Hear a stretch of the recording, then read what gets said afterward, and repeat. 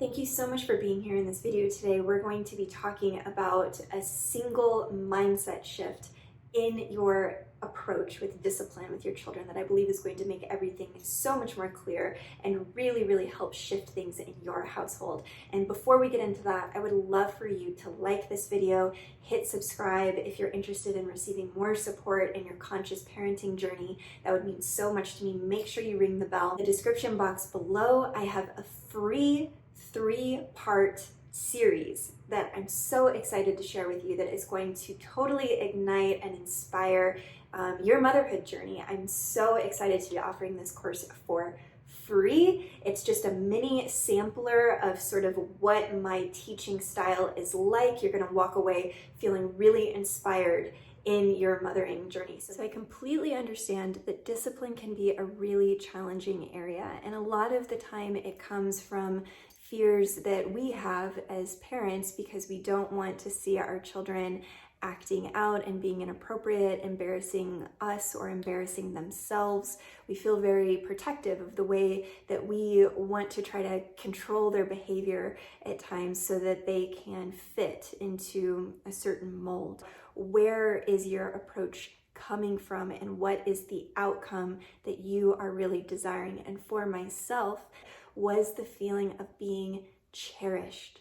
So as children, we want to be free, we want to explore the world, but we really want to know that we have a home to go to and a place that we feel very cared for, that we are cherished in the world, that we belong, and that we matter. Instead of focusing on that negative outcome, how can you help your child feel more cherished?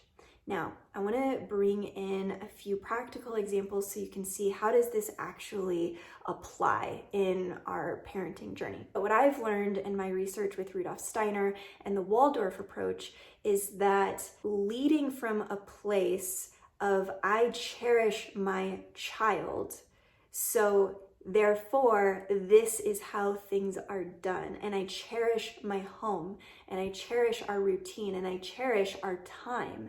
Therefore, we have structures set up in place to provide a really beautiful container for that child to know where the boundaries are and where the rules are, and to feel cherished within that container and really paid attention to, really seen. One example might be that it's cold outside and you've told your little one that you need to put your scarf on and you need to put your gloves on before we go outside.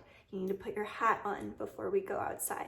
And the child doesn't want to do it and is refusing to do it. The approach of they will learn by the results, right? They will learn that if they don't put on their hat, they will be cold. So you let them go out into the world with no hat on.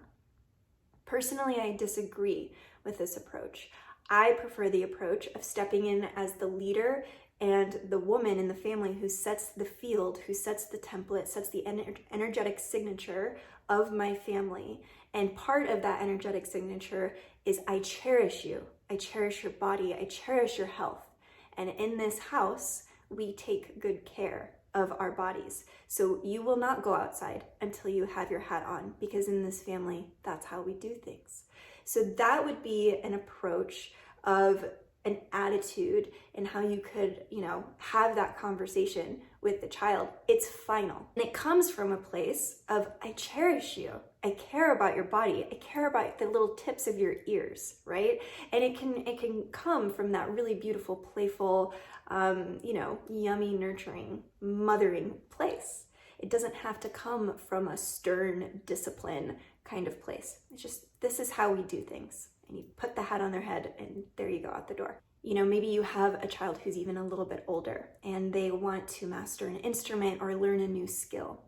Now, again, I don't mean to be picking on the unschool approach, because I know many families who are thriving in this approach, completely thriving with the child-led experience. And there's many parts of that I've adopted into my own family. I feel like this is a very intuitive process and approach. But what I have found that feels best for my family and brings about a very stable environment in our home is when my child commits to learning a skill. We set a time frame that we are committed to learning that skill. As an example, my daughter's in grade 1 at her Waldorf school, and this is when we really start to advance in the handwork. So knitting with needles, crocheting, cross-stitching, in an unschooling or child-led approach in the extreme, right? There is this philosophy of, well, when the child is ready to learn, they will pick it up and they will learn it.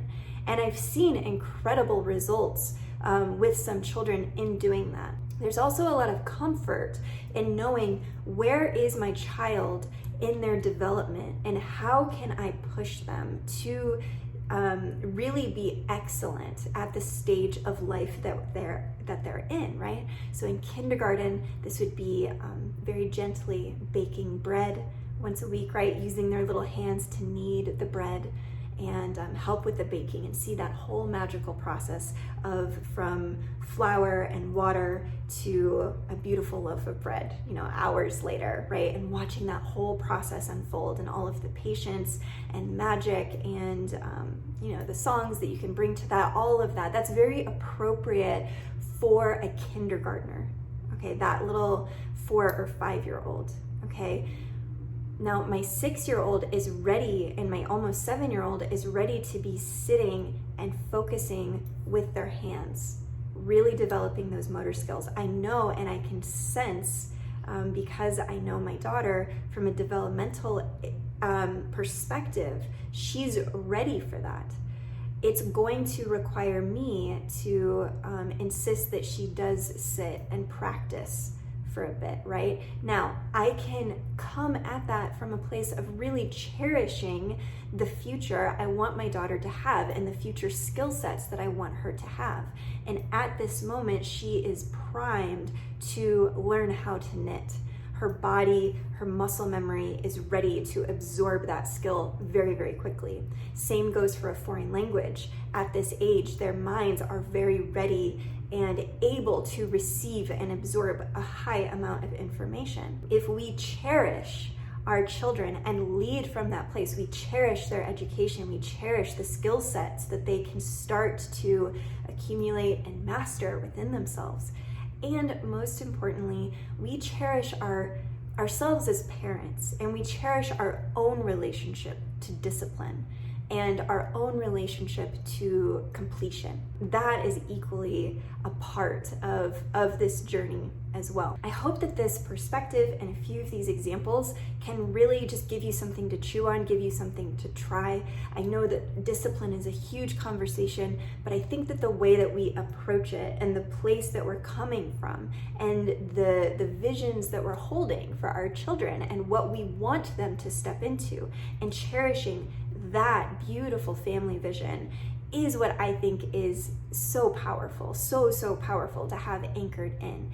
Thank you so much for being here. Make sure you subscribe and like the video, ring the bell so that you don't miss any upcoming videos, and I will see you in the next video.